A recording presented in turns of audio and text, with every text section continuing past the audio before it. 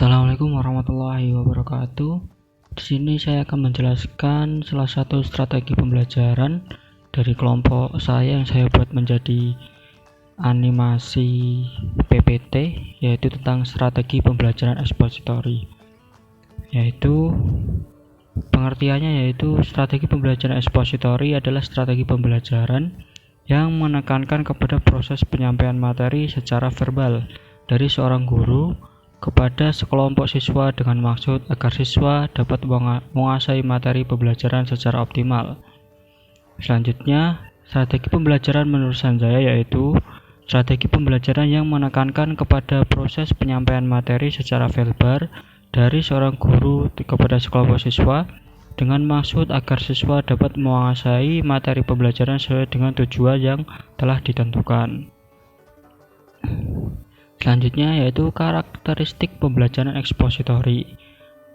Pendapat dari David P. Ausubel dalam Pentatitu Gunawibowo menyebutkan bahwa metode ekspositori merupakan cara mengajar yang paling efektif dan efisien dalam menanamkan belajar bermakna. Dari pendapat ini bahwa metode ekspositori yang digunakan adalah kombinasikan metode ceramah, tanya jawab, dan pemberian tugas, yaitu strategi ekspositori dilakukan dengan cara menyampaikan materi pelajaran secara verbal. Kemudian biasanya materi pelajaran yang disampaikan adalah materi pelajaran yang sudah jadi seperti data atau fakta. Yang terakhir yaitu tujuan utama pembelajaran adalah penguasaan materi pelajaran itu sendiri. Kemudian prinsip-prinsip penggunaan strategi pembelajaran ekspositori yaitu yang pertama mengaplikasikan, kedua menyimpulkan, ketiga korelasi, keempat berorientasi pada tujuan, kelima prinsip komunikasi, keenam prinsip kesiapan, dan ketujuh prinsip berkelanjutan. Langkah-langkah strategi pembelajaran ekspositori. Yang pertama yaitu persiapan. Pertama, memberikan sugesti yang positif dan hindari sugesti negatif. Memulai dengan mengemukakan tujuan yang harus dicapai. Ketiga, bukalah file dalam otak siswa. Cara penyajiannya yaitu penggunaan bahasa, intonasi suara, menjaga kontak mata dengan siswa. Yang terakhir, menggunakan joke yang menyegarkan.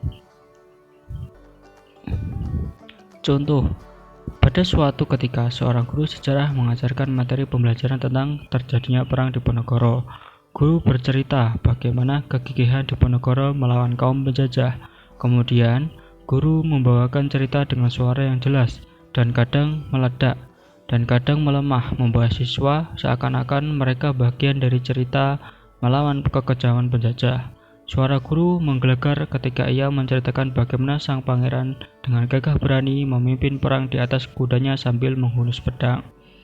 Sesekali tangannya menunjuk gambar sambil menyebutkan nama-nama prajurit setiap seperti Sentot, Prawirodiro, Kyai Mojo, dan lain-lain.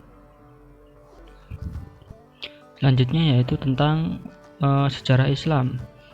Seorang guru bercerita tentang kehebatan pasukan Muhammad Al-Fatih yang membebaskan Konstantinopel dengan mengamalkan riwayat dari Rasulullah SAW, yaitu kami berada di sisi Abdullah bin Amr bin As, dan beliau ditanya tentang mana kota yang dibuka terlebih dahulu, apakah Konstantinopel ataukah Romawi.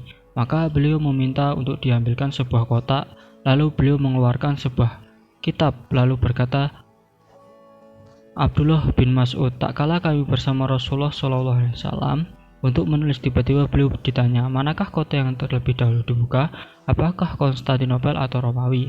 Maka beliau menjawab, yang dibuka terlebih dahulu adalah kota Heraklius, yaitu Konstantinopel. Maka ketika guru bercerita dengan menggebu-gebu, peserta didik akan memahami setiap perjalanan perjuangan kaum muslimin dengan selalu berpegang teguh oleh agama Allah Subhanahu wa Ta'ala.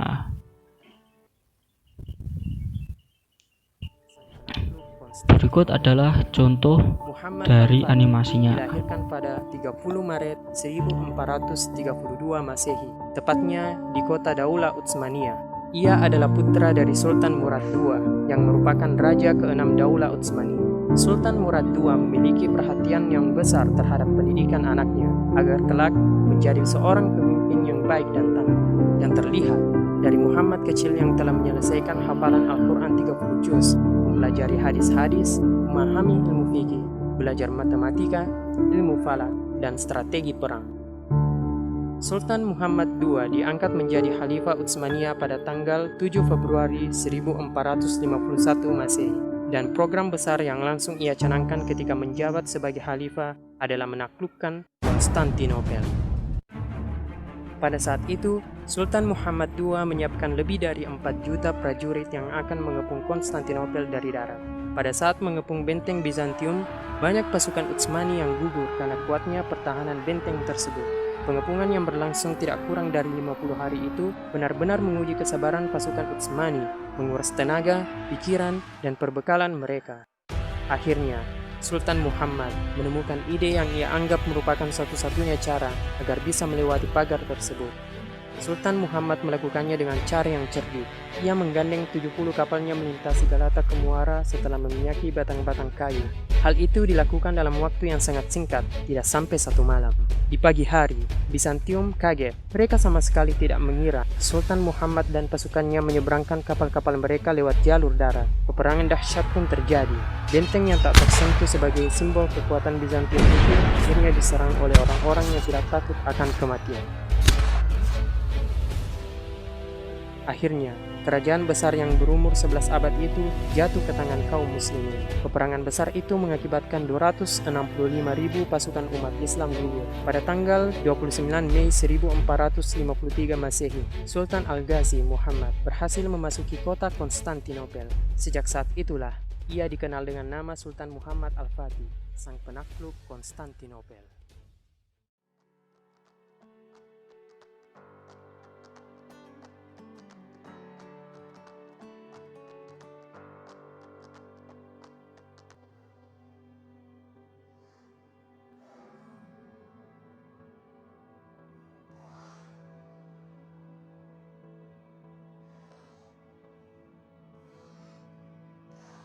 Kelebihan dan kekurangan strategi pembelajaran ekspositori yaitu keunggulannya.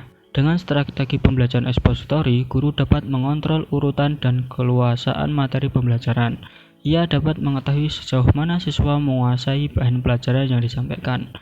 Melalui strategi pembelajaran ekspositori, selain siswa dapat mendengar melalui penuturan tentang suatu materi pelajaran, juga sekaligus siswa bisa melihat atau mengobservasi melalui pelaksanaan demonstrasi. Strategi ini bisa digunakan untuk jumlah siswa dan ukuran kelas yang besar. Kelemahan. Strategi pembelajaran ini mungkin dapat dilakukan pada siswa yang memiliki kemampuan mendengar dan menyimak dengan baik. Untuk siswa yang tidak memiliki kemampuan seperti itu, mungkin dibutuhkan strategi lain. Strategi ini tidak mungkin dapat melayani perbedaan setiap individu, baik perbedaan kemampuan, perbedaan pengetahuan, minat, bakat, serta perbedaan gaya belajar. Karena strategi ini lebih banyak disampaikan melalui ceramah, maka akan sulit mengembangkan kemampuan siswa dalam hal kemampuan sosialisasi, hubungan interpersonal, serta kemampuan berpikir kritis.